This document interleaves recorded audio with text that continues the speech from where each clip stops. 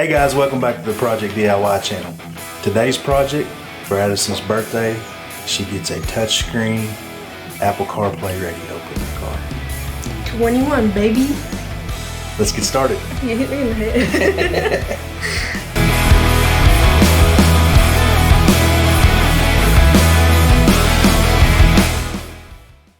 Alright guys, I got these items off of Amazon to install this car stereo. And the first thing I got is this bezel piece. Now the radio that's in the car right now is a factory stereo, and it's a little odd. It's not like a double din or a single din radio. It's a Toyota's own thing. So I had to have this to be able to convert it to a double din opening to be able to mount a stereo in it. It also came with these brackets that bolt on the side of the radio and then bolt to the back of the bezel piece. That way you can mount the stereo.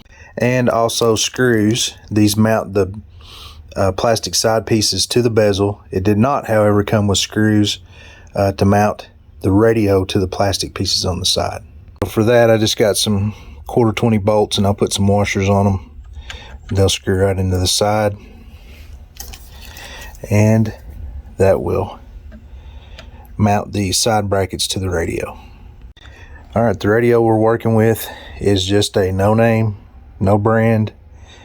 I think it's an Android based radio. I'm not 100% sure, but it's a touchscreen, and you can use Apple CarPlay with it. I'll put a link in the description to all these items that I purchased.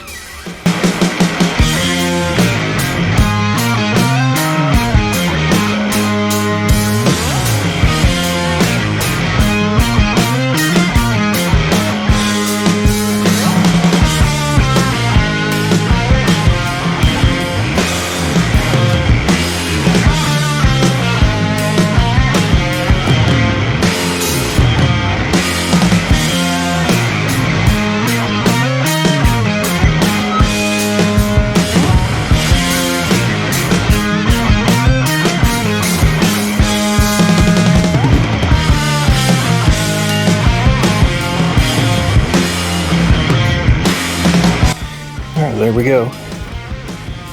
Got it mounted up in the bezel. Ready to go. Now I did have to make some modifications with the Dremel on these side pieces to get the bolt holes to line up. And did also have to use washers on those. So this whole piece here will replace the one that's currently in the car.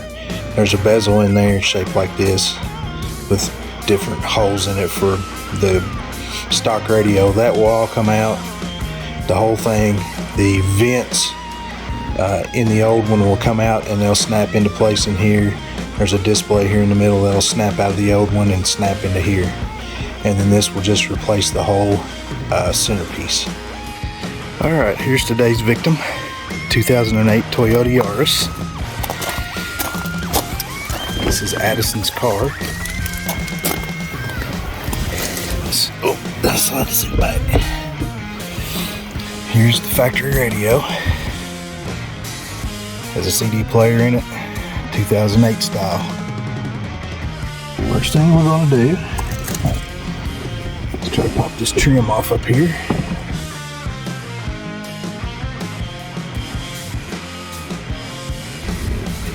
Oh, looks like there's a couple of screws holding it in, so we need to get those screws out first.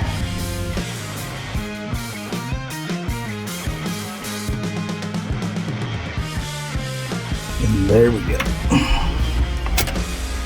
Plug the antenna.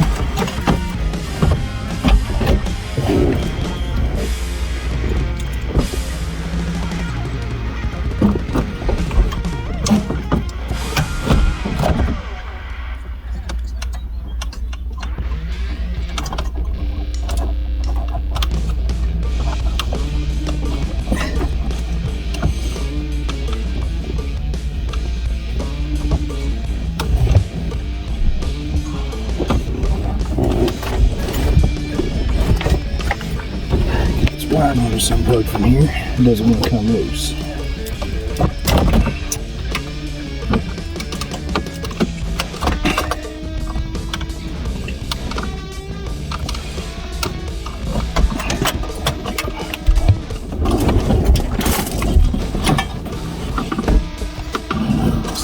Another one up top.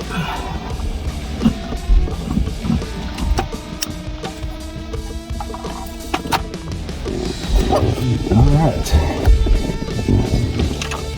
So now these items up here have to go into the new one. So I think these just snap out.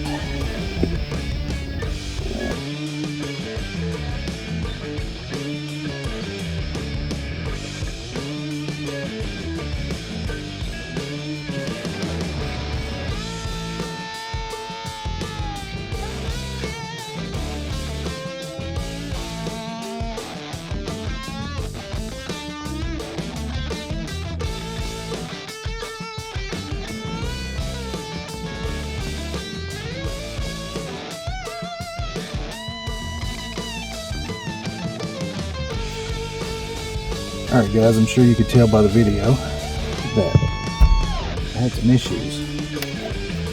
The fitment of the vents and this piece here in the back into this new bezel is not very good.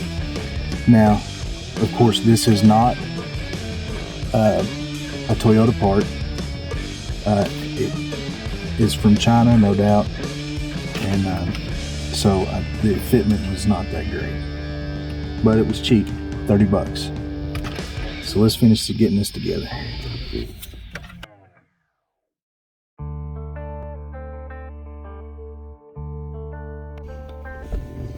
All right.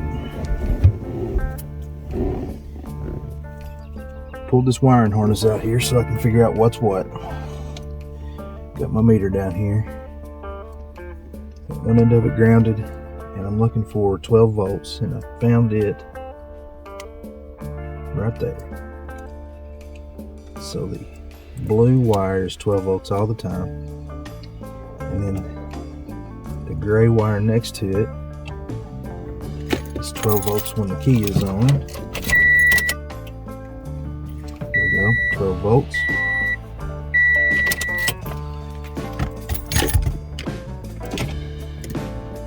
So those two wires, make sure the blue is 12.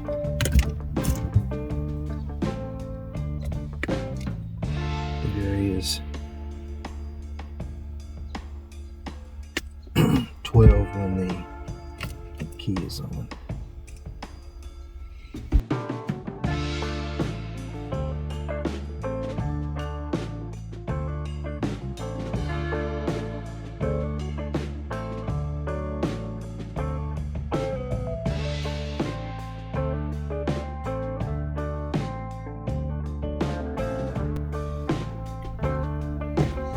I also need to find the ground.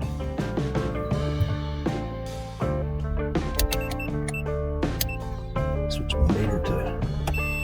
Here we go.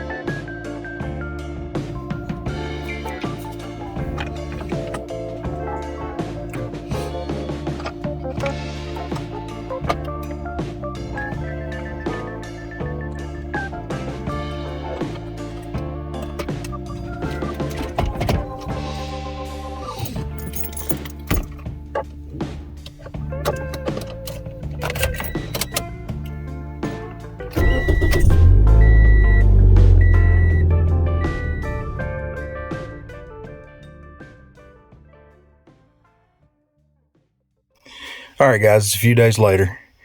I ran out of daylight and when I was filming, but I went ahead and finished installing the stereo. The only thing I have left to do now is install the backup camera. So let's get that done. Now, I'll tell you right now that the way I did this, wiring up without any kind of adapter, was really difficult. I had to try to find a pin out of the old radio so I would know what wires go where. And that was kind of difficult. Couldn't find that, but I eventually figured it out. My advice to you is, if you're installing a car stereo, go ahead and get, along with your install kit, the wiring plugs that adapt the plug on your radio to the plugs on your car. That'll make it a lot easier for you. All right, so since this car is so small and tight, I didn't film running this cable for the backup camera, but it plugs into the back of the stereo back here, goes down and under the dash, run it down under this trim,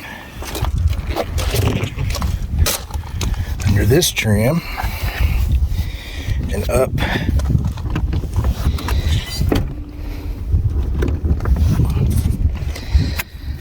back through this seat into the trunk. So then it comes out back here, plugs into the camera.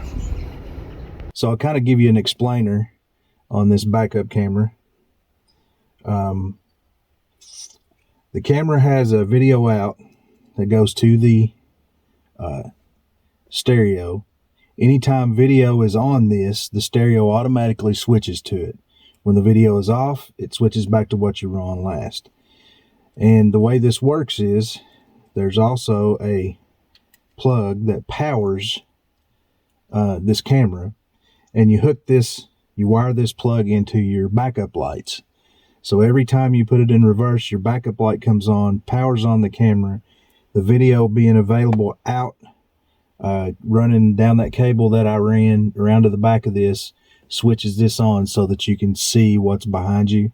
When you put it back in drive and your rear backup lights go back off, the camera turns off and your radio goes back to what you were on previously.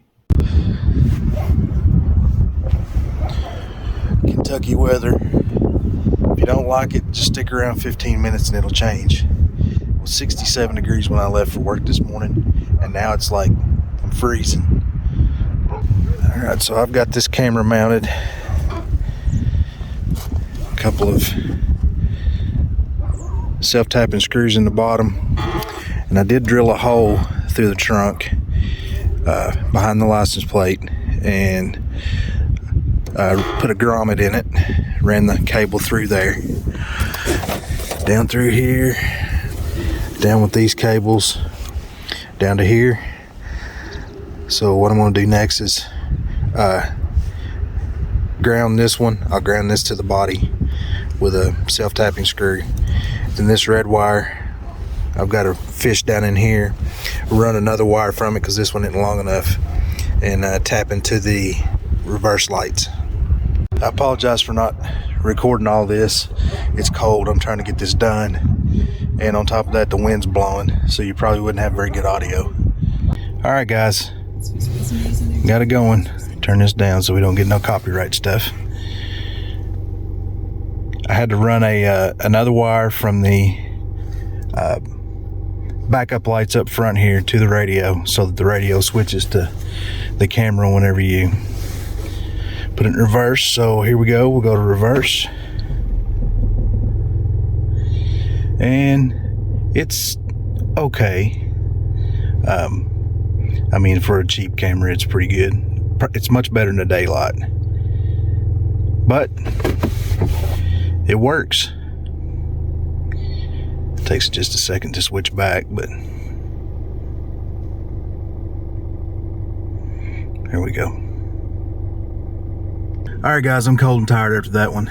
So if you enjoyed that video, I think you should definitely watch this one.